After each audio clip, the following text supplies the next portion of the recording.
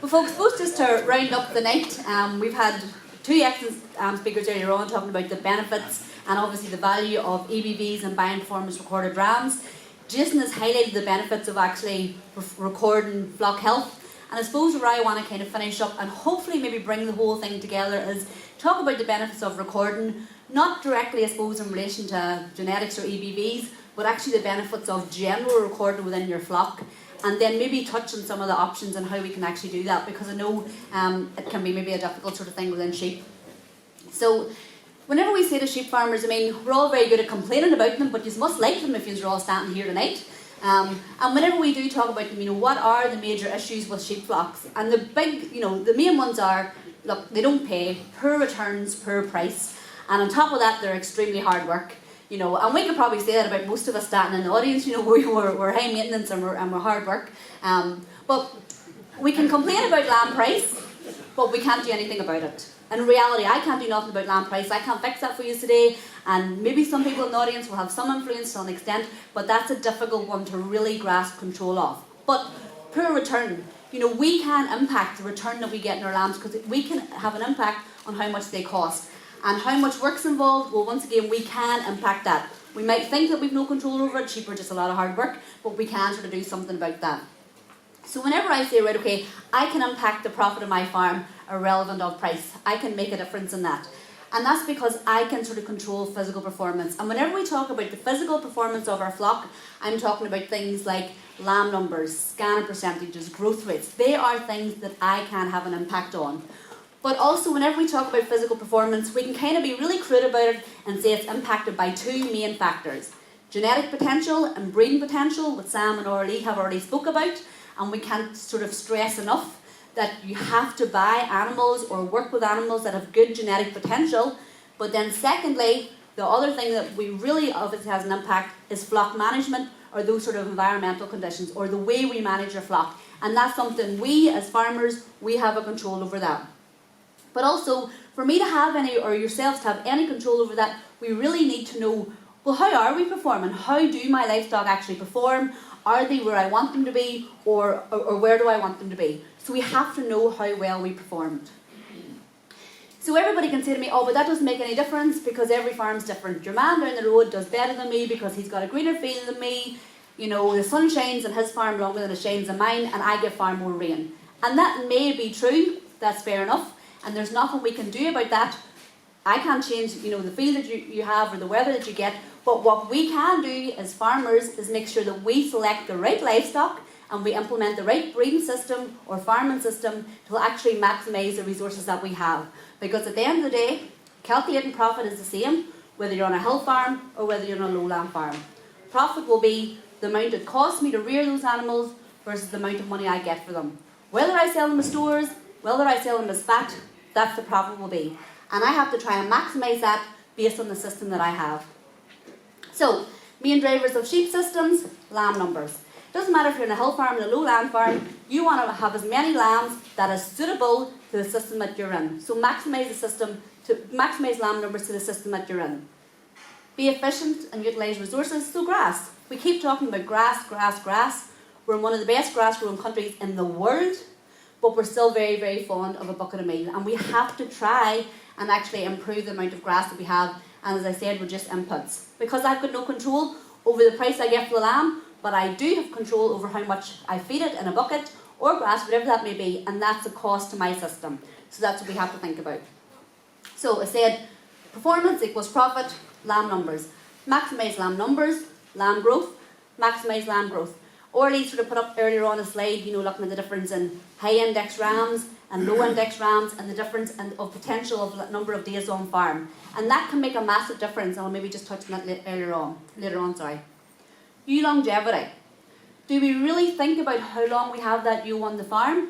Now when I say ewe longevity, I'm not necessarily saying the longer we can keep her, the better, but we want to keep her there for as long as possible while she's being productive. And once she stops being productive, then we replace her with something new. So for me to get the most out of my ewe, I want to keep her on farm as productive as long as possible. Carcass quality, again, something that's important, and grassland management. And you'll probably say, well, how can I monitor grassland management through my livestock? But your actual grassland management Your lamb growth is a clear indication to your grassland management. Poor grassland management, poor grass growth, that will be very quickly seen in poor lamb growth rates. And just to touch on it, but I'm not going to sort of focus on it again, genetics. I can do everything over here brilliant. I can have the best grass in the country. I can, manage my lambs to the best of my ability. I can make sure their flock health is excellent.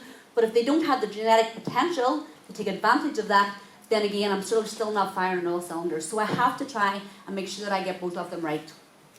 So just to sort of confirm that again, performance is going to be affected by breeding potential, the genetic potential, and the flock management. And it kind of goes back to the question earlier on, that ram with the best condition, is he the one to buy?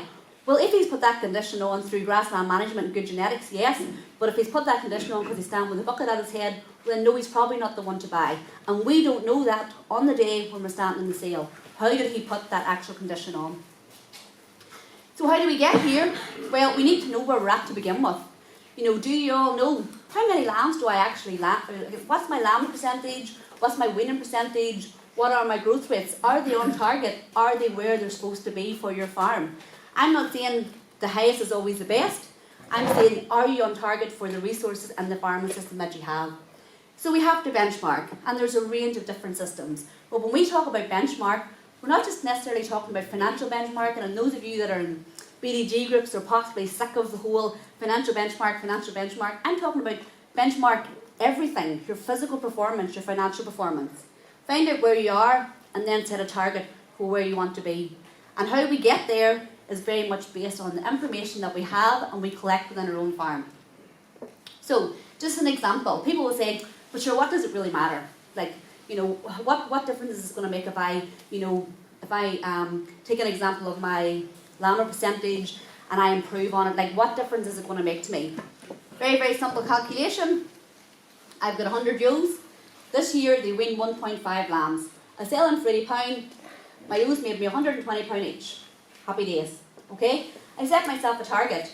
I can rear more than that. And my farm's got a carrying capacity to rear more than that. So I'm going to increase 1.6 over the space of a year, and then the following year. So say I set myself a target. 2 years' time, I'm going to increase weaning percentage from 1.5 to 1.7. Over 100 ewes, that's 20 lambs. It's not an outrageously extremely difficult target, but what does it mean in reality? Well, if I go from 1.5 to 1.6, it's an extra £16 a head, it's an extra £1,600 per flock. So I don't think anybody would say, well actually maybe recording my target, setting myself a target, putting measures in place to get there, I don't think anybody would say, well, I'll turn down that extra £1,600, or over the space of 2 years, there's £3,000. So massively beneficial. So just to chat about, that's one benefit of recording, but there's massive other benefits recording. I say it's improved grassland management, improved growth rate. If I say to you, what's a target growth rate for a decent crossbred lamb on a low land system? Is anybody, you don't have to tell me what it is, but are you out there, are you setting yourself a target? Do you know what you want your lambs to grow at? Do you know how many days you want them on farm? Or more importantly, do you know how many days you want them off farm by? And farmers will say, well, sure, it doesn't matter, the grass is there, sure, it's going to waste, I'll feed them or I'll put the bucket in with them. But if I've got lambs that are growing at 200 grams a day, they're potentially on farm for the best part of 200 days. Okay? If I can improve that by 50 grams a day, so push it up to 250 grams a day, I can get those lambs off farm easily 40 days earlier. Now, there's nobody in this audience would say, God, that wouldn't be beneficial. I can get lambs off farm a good 5 weeks earlier. That's massively beneficial to you, to get your lambs away, but also think of the grass that you've freed up for livestock. Because I always say you have to think about lambs. Every day they're on the farm, it's a cost to your business. It's like a bed and breakfast sort of system. You have to feed them, you have to look after them. The sooner you can get them out and away, that frees up sort of space. Probably what you think of most of your children and stuff will be like, God, it's maybe by the time they moved off. Lambs are no different. It's a cost to the system. Improving your growth rate by 50 grams a day, that's a full 5 to 6 weeks earlier off farm, and that has massive implications. Again, that's heavily linked with grassland management, because we want to get those lambs off farm as quick as possible based on grassland management, and again, that links into carcass value. But the important thing is, how do I do this? I can only do this by actually understanding where my flock is performing and actually put implications or put measurements in place. So really, I need that information to improve my performance. Because I can only improve my growth rate if I know what it is. And if I don't know what it is, then it's very, very hard to set a target for myself. And you're going to say, well, how do I do it? How do I get all this information? And we say, but dairy farmers have been doing it for years, poultry industry, all these guys, and you say, they milk their cows twice a day, it's easy, it's there, the data can be collected. Well, we've said earlier on in the very first slide, sheep are a lot of work, okay? We work with them, we handle them at least 4 to 6, if not a lot more, times throughout the year, at key times of the year. And what we're saying is, I'm not telling you to weigh your lambs every day, but I'm telling you to weigh them 1, 2, 3 times throughout the year. That will give you a massive amount of information. So, collect that information. Whenever lambs are coming in for a drench, run them over the weigh bridge, record a weight. Whenever sheep and ewes are coming in for shearing time, you probably shed the ewes and lambs anyway, run them over the weigh bridge, collect a weight. There's opportunities there to actually see what weight are they, how well are they performing. And also, the days of, there is technology available there. There is technology available there to make life that wee bit easier. It's not just a case of, working with your pen and paper and your weigh bridge, and that's not a bad thing, but there's a lot of technology there to actually make it, to make this information collectible, and we'll talk about it. And most importantly, we'll talk about it in a few slides later, is you have to use it. That information is only beneficial if you actually use it. So, moving on, how do we actually collect it? Well, we are very, very aware of EID. We've had it longer than anybody else. It's built in, it's a function, it's not going to go away. And probably for a long time we complained about it, the price of it, farmers possibly seen it as additional cost, maybe it's a stick to beat us with, but I think we have to get past that. It's legislation, it's statutory, it's not going away, so now we have to use it to our advantage. So if I've got a lamb with an EID tag, and I have a bridge that can pick up that information, every time they run over, I pick up weight. That's information that's there, that's readily available. And it gives us a huge amount of data to actually process. So we have to take advantage of electronic identification. And then you say to me, but so what's important? Like, what can I actually tell about that? We all think we're very good stock people. We all think we know our ewes off by heart. We all think we'll remember the one that behaved really badly. We'll remember the one that kept us up late at night. We'll remember the one that had 3 lambs, but ended up with none. We wonder how, whenever we go to scan, or we had such a high scanning percentage, and then at weaning time we think, where did all them lambs go? Who is the culprits? Who are the ewes that actually misbehave? And this is where this sort of information comes into play.